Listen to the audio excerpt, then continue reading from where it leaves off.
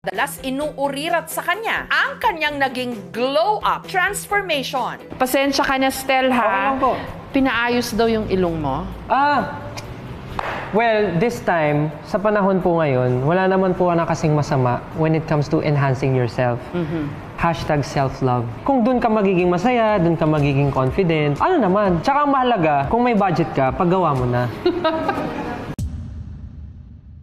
Ayan, magre-reaction lang tayo ngayon. No? I just really think that it's important na gawan natin ng reaction itong issue na to with Stel at yung kaloka-like niya. Actually, kaloka-like in general. Kasi naniniwala ako na napakaraming layers nitong kwento na to.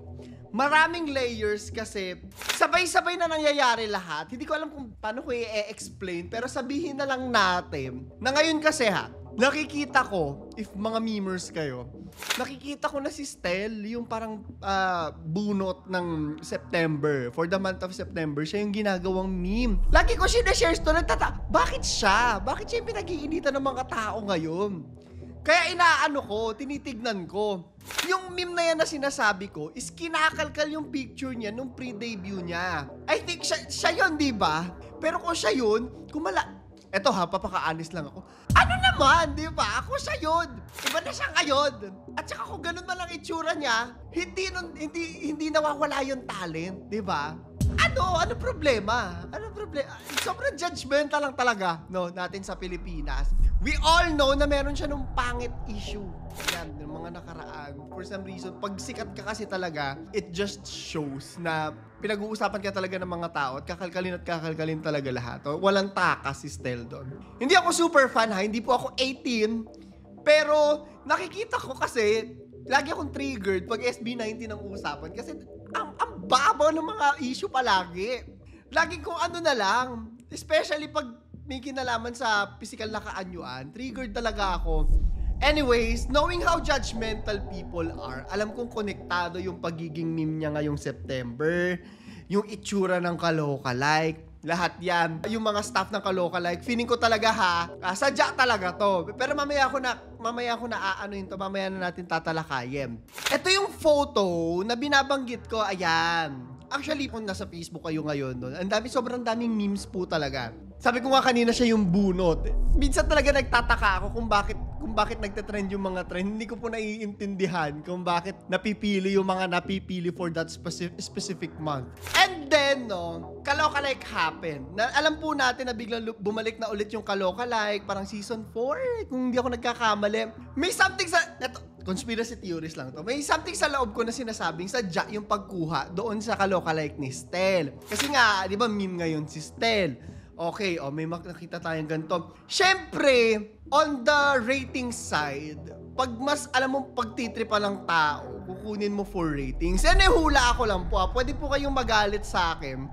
Pero, yun lang yung nakikita kong dahilan kung bakit siya kinuha, di ba? Anyways, ito ngayon yung sa kaloka-like. Pinanood ko, actually nakakatawa ako.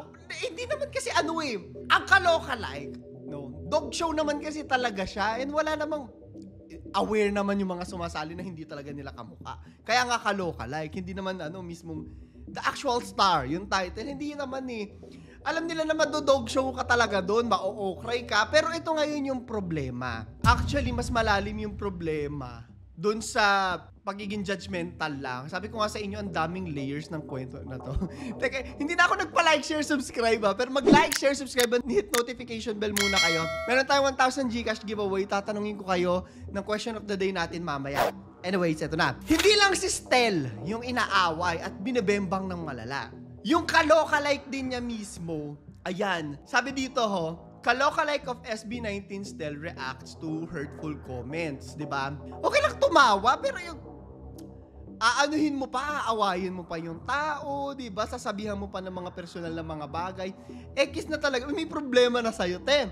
Actually, nung pinanonood ko, napansin ko, parang 18 talaga siya. Fan talaga siya. Ganun kasi, di ba, pag fan ka, gagaya. Miski ako May time na sobrang fan ako ng K-pop. Ginagaya ko talaga kahit mukha akong tanga. At kung fan ka, gagayahin mo lahat, di ba, mannerisms. Kasi may something dun sa idol mo na gusto mong ma-absorb sa sarili mo. I think, hinuhulaan ko lang po na idol niya talaga. At actually, may may similarity yung kwento nilang dalawa, which is perfect din na si Estelle yung idol niya kasi nadja-judge din si Estelle, di ba? Doon sa itsura niya noon.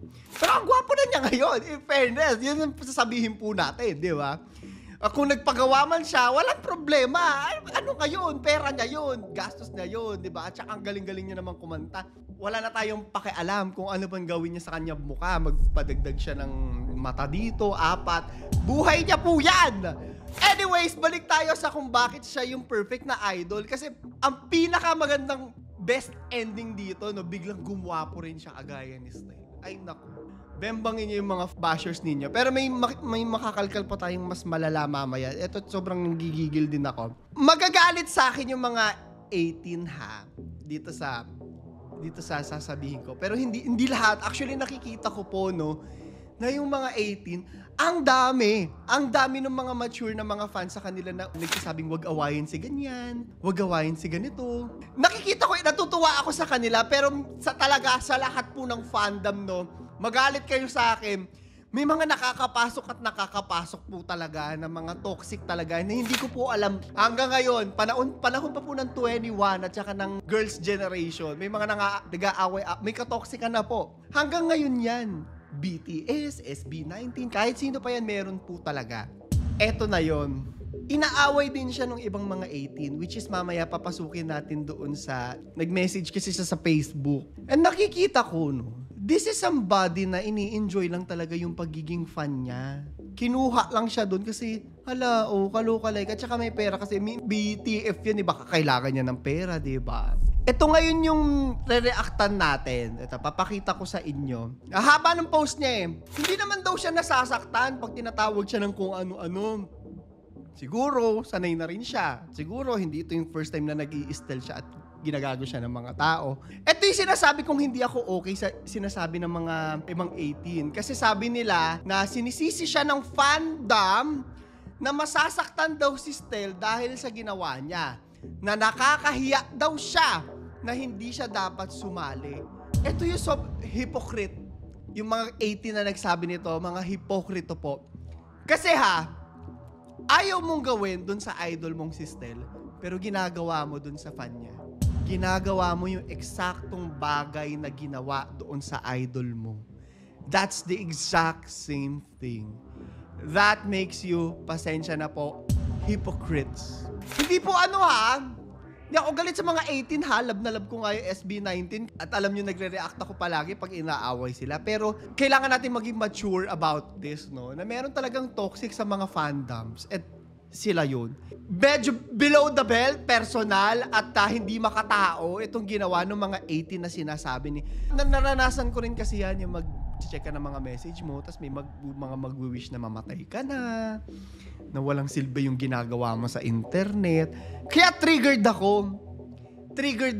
Pwede naman tayo tumawa sa kanya kung buka po siyang kung ano pinaggagawa siya sa kaloka-like. Ako tumawa ako eh. Pero yung personally mo yung tao. Sabihin mo yung kung ano-anong bagay na ikakasakit ng pakiramdam. Ano sa tingin niyo yung mararamdaman ni Stell dito? Actually, hindi ko alam kung nagsalita na po si Stell dito. Pero knowing him, sa mga reaction niya din ng mga nakaraan, hindi nila pinopromote yung ganito mga bagay. Hindi nila pinopromote yung katoksikan ng fandom. Doon lang naman ako masaya sa kanila kasi sa lahat, baka maaway ako. Pero usually pag may mga groups or mga idols, no, hindi naman necessarily P-pop, hinahayaan lang yung ganito mga bagay. Ayaw awayin yung mga fans kasi baka mawala ng mga fans. Sila hindi. Sinasabihan nila, pinagsasabihan nila talaga. Ayun lang. Hindi ko na pahabain yung ating episode ngayong araw kasi yung alaga ko ay ipupunta ko sa vet. Kami ni Snowy sa vet. So ayun. Hi po sa mga 18 Pasensya na kayo. Hindi ko po kayo inaaway. Hindi kayo lahat. Yung mga toxic, inaaway ko. 18 o hindi, aawayin ko po talaga sila. Bahala kayo sa buhay ninyo. Alam nyo naman na mali talaga kahit tanungin nyo yung sarili nyo. So ito yung question of the day natin. Promote ko lang din po yung aking Instagram at binuhay ko na po ulit yung TikTok ko. Ako po ay nagbabalik sa TikTok at saka sa Reels para dumami po yung ating kita. Pero ayan, basta ako nagbabalik dyan sa mga yan. Ito yung question of the day natin. Sa tingin nyo ba na dapat talagang pagsabihan at meron talagang toxic sa lahat ng fandom? 18 o hindi?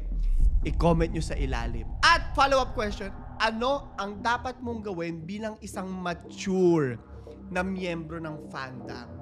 Diyan sa mga toxic na yan, comment mo sa ilalim. Anyways, yun lamang po. Ito si Clara the Third. At ito ang aking, hindi kwento, reaction. Ito ang aking reaction.